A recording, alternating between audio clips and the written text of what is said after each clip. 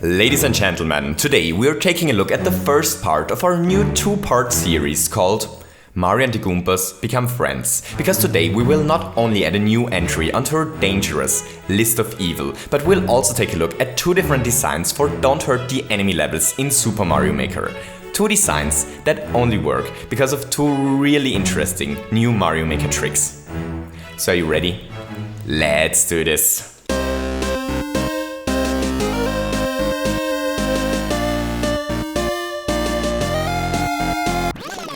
Mario's day starts like most of his days do, entrapped in between two moving bullet blasters while a Monty Mole charges towards him. Business as usual, or so Mario thought, but as it turns out this entrapped between two bullet blasters while Mole charges situation is no ordinary entrapped between two bullet blasters while Mole charges situation, because Mario's first reflex would be to jump onto the poor little mole. But that would be a pretty horrible idea here, because once the mole is gone, the floor follows him and forces Mario to drop onto the ouching spikes. It looks like this mole is magically connected with the floor here somehow, so if Mario wants to survive, he's forced not to damage the poor mole.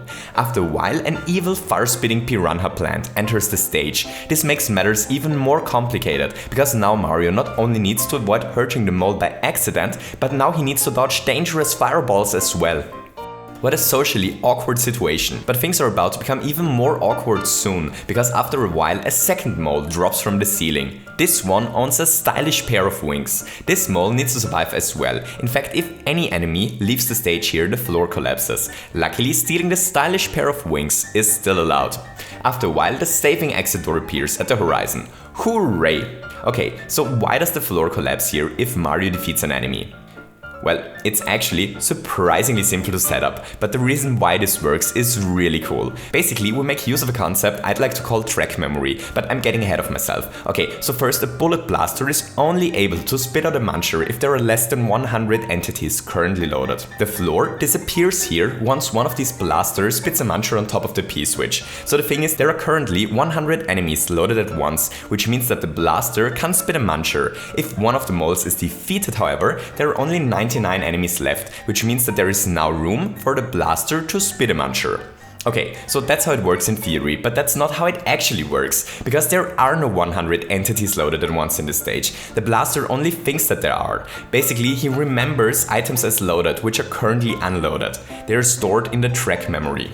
So there is a really strange quirk in Mario Maker's code. What we do here is we load as many munchers on tracks in as we need to have exactly 100 enemies on screen at once. We then leave this area, which usually would mean that the items are unloaded. But items on tracks aren't. Items on tracks are loaded until the room is reset.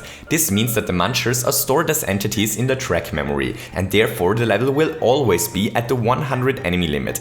As long as no mole is defeated. If a mole is defeated, it's suddenly 99 and the blaster is able to shoot.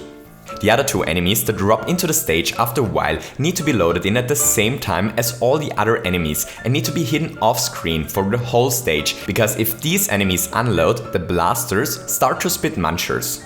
Okay, so that was the normal Don't Hurt the Enemies design. Now let's take a look at the really crazy one.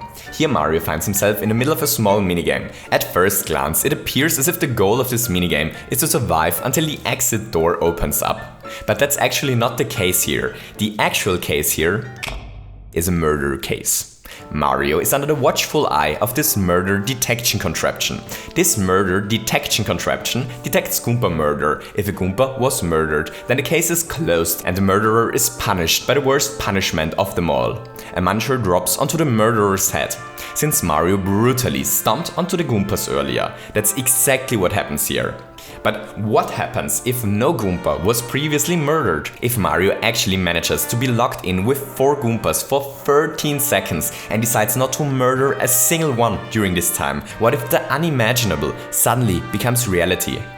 Well, then our murder detection contraption of course realizes this and refuses to spawn a spring, which allows Mario to safely reach the exit door. Awesome, isn't it? But how is this contraption able to detect crime? Why does this spring only appear if not a single Goomba was harmed?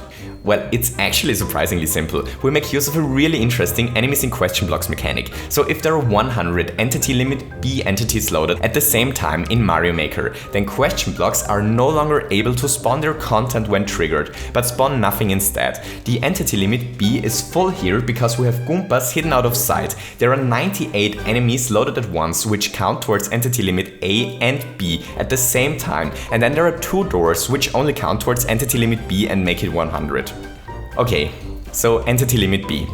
As it turns out, there are at least 2 different entity limits in Super Mario Maker that work completely different. The topic is a little bit too big to be discussed here in detail, and to be honest, I'm still trying to figure out how all of this exactly works. I'll do a video about this soon, but since chances are high that you run into troubles when using this design, keep in mind that the normal enemy limit is not the one that dictates whether the question block is able to spawn, but there is a different enemy limit as well. If something doesn't work out, it's probably because something counts towards the hidden enemy limit, like the doors do here.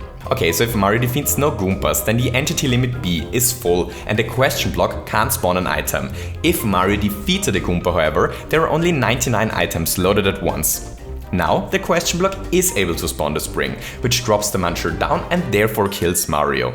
So yeah, that's how you solve a crime. So that's it for part 1 of our new 2-part series, Mario and the Goombas become friends. In part 2, Mario and the Goombas not only need to coexist peacefully together, but Mario will actually have to save them. I'll try to get the video about entity limit B done as soon as possible. I hope you enjoyed this little video. If you enjoyed it, don't forget to leave me a thumbs up, and maybe you feel especially peaceful today and want to hit the subscribe button as well. I hope that you have a wonderful day and to see you soon. Goodbye!